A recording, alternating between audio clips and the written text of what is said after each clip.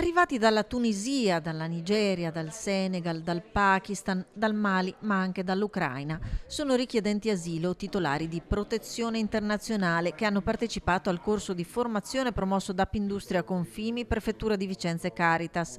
Obiettivo: l'inserimento lavorativo. Per molti di loro, arrivati in Italia con i barconi, provenienti da zone in cui è a rischio l'incolumità, oggi guardano avanti, all'indipendenza economica, ad un lavoro, ad una vita nuova.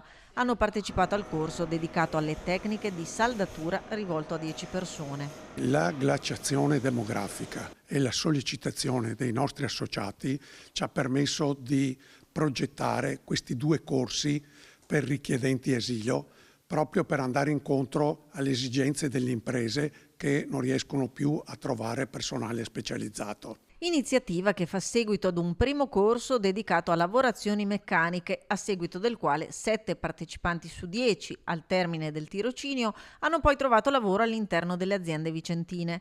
Progetto pilota che rappresenta una risorsa per le imprese del territorio che fanno i conti con il calo demografico che impatta sul mercato del lavoro. La prefettura ci dice che ci sono circa 1200 ragazzi qui nel territorio, perché non sfruttare questa situazione e tramutare quello che spesso viene percepito come un problema, trasformarlo in un'opportunità per le imprese e per la società.